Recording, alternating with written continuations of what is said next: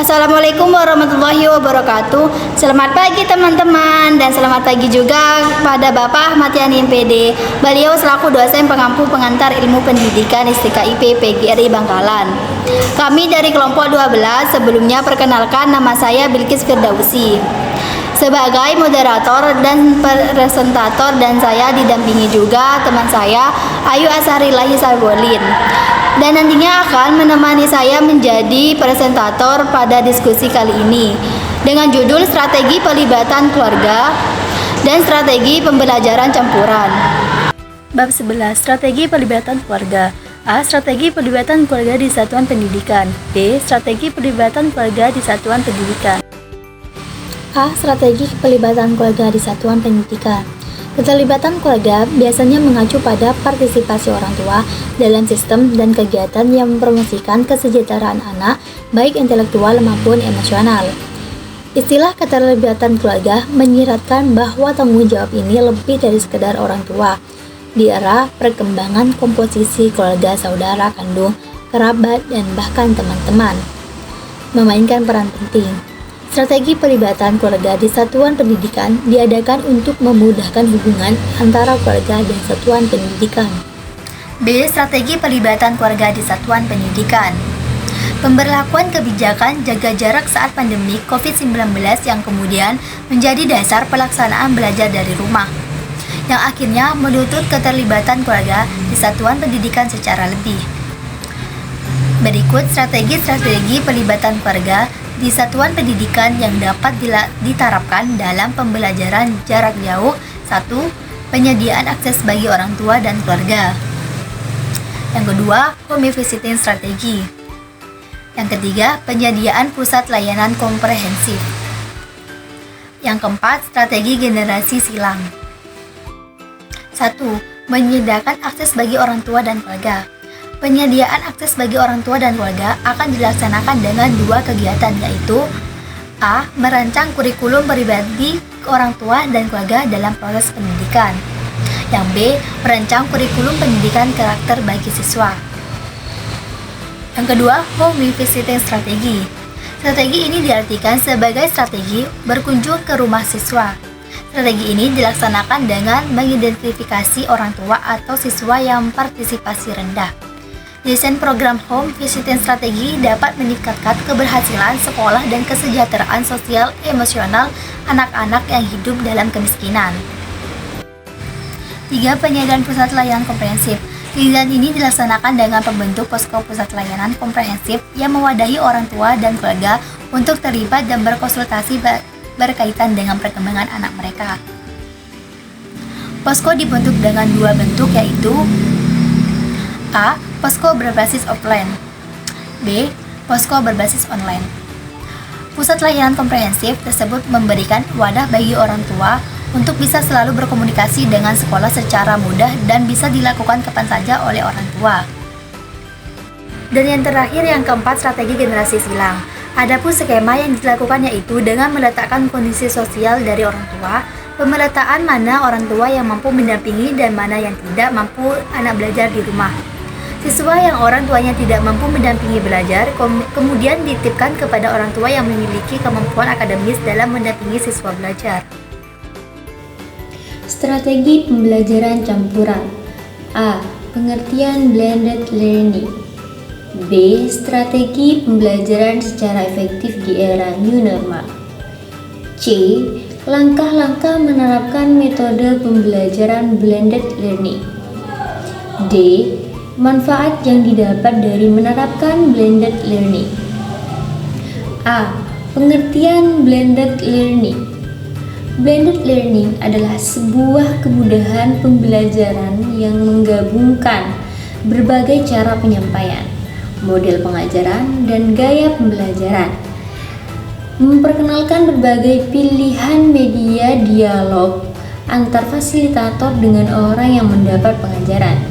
Metode ini sangat efektif untuk menambah efisiensi untuk kelas instruksi dan memungkinkan meningkatkan diskusi atau meninjau informasi di luar ruang kelas. 1. Pembelajaran dalam kelompok kecil.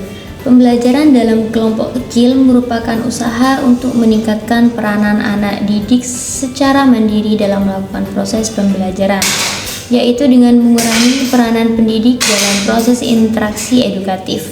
Kegiatan ini dikelompokkan dengan 3 cara, yaitu 1. Dasar tugas-tugas khusus, 2. Dinamika proses kelompok di antara anak didik, 3. Pembentukan kelompok belajar yang telah dilakukan oleh pendidik, yaitu kelompok kerja. 2. Pembelajaran secara home visit. Strategi pembelajaran home visit adalah pendidik mengunjungi anak didik di rumah dalam waktu tertentu. Pada era new normal, kegiatan ini dapat memberikan motivasi kepada anak didik, serta pendidik dapat melihat dan mengetahui secara langsung kegiatan yang dilakukan oleh anak didik. Yang ketiga, pembelajaran secara project based.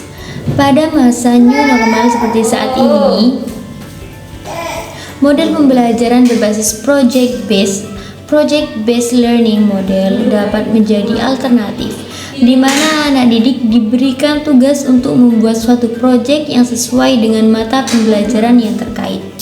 Model pembelajaran tersebut memiliki keunggulan, yaitu A. Anak didik dapat merancang proses untuk menentukan sebuah hasil proyek. B. Melatih anak didik untuk bertanggung jawab dalam mengelola informasi yang dilakukan pada proyek tersebut. C. Anak didik dapat menghasilkan suatu produk dan kemudian dipresentasikan. 4. Pembelajaran secara online dalam jaringan. Metode ini bisa digunakan oleh pendidik dan anak didik dalam memanfaatkan alat telekomunikasi dan menjalankannya di rumah. Pelaksanaan pembelajaran secara online dapat menggunakan aplikasi virtual meeting secara online seperti Zoom, Google Meet, Web2Group, dan lain sebagainya, sehingga metode ini aman bagi pendidik dan anak didik dan tujuan pembelajaran bisa tercapai. Kelemahan metode ini jika jaringan penyedia layanan telekomunikasi lambat atau putus sehingga proses kegiatan belajar mengajar menjadi terhambat. Yang kelima adalah pembelajaran secara blended learning, yaitu percampuran atau kombinasi pembelajaran antara tatap muka secara langsung dan online secara harmonis dan ideal. Terdapat 5 kunci untuk pelaksanaan pembelajaran secara blended learning, yaitu 1. Live event, yaitu pembelajaran langsung atau tatap muka. 2. Self-paced learning, yaitu kombinasi dengan pembelajaran mandiri. 3. Collaboration, yaitu mengkombinasi antara pendidik dan peserta didik yang keduanya bisa lintas sekolah atau kampus. 4. Announcement, yaitu pendidik harus mampu mengkombinasi jenis penilaian baik yang bersifat tes atau non-tes, atau tes yang bersifat authentic portfolio. 5. Performance support materials, yaitu jika pendidik ingin mengkombinasi antara tatap muka secara langsung atau online harus mempersiapkan sumber daya untuk mendukung kegiatan tersebut. C. Langkah-langkah yang ditempuh untuk menerapkan model pembelajaran blended learning, yaitu 1. Setiap kelas, siswa dibagi menjadi 2 kelompok, yaitu kelompok A dan kelompok B.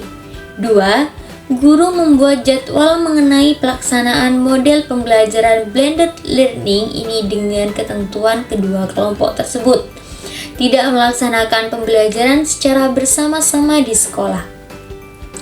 Ketiga, pelaksanaan tatap muka atau luring dan daring dapat dilaksanakan dalam waktu yang bersamaan. Apabila pada hari Senin kelompok A melaksanakan tatap muka di sekolah, maka kelompok B melaksanakan pembelajaran secara daring di rumah masing-masing. Yang keempat, kemudian di hari selanjutnya, yaitu hari Selasa, siswa yang melaksanakan pembelajaran tatap muka di sekolah adalah kelompok B, sedangkan kelompok A melaksanakan pembelajaran daring di rumah masing-masing. Yang kelima adalah penjadwalan tersebut harus dilakukan secara bergantian. D. Manfaat yang didapat dari menerapkan blended learning. Berikut adalah manfaat-manfaat yang didapatkan dari menerapkan blended learning. yang juga didukung oleh penelitian. Yang pertama adalah lebih fleksibel. Yang kedua, efektif meningkatkan hasil pembelajaran siswa. Yang ketiga, meningkatkan keterlibatan siswa. Yang keempat adalah meningkatkan kepuasan belajar siswa. Dan yang terakhir, yang kelima adalah meningkatkan partisipasi aktif siswa.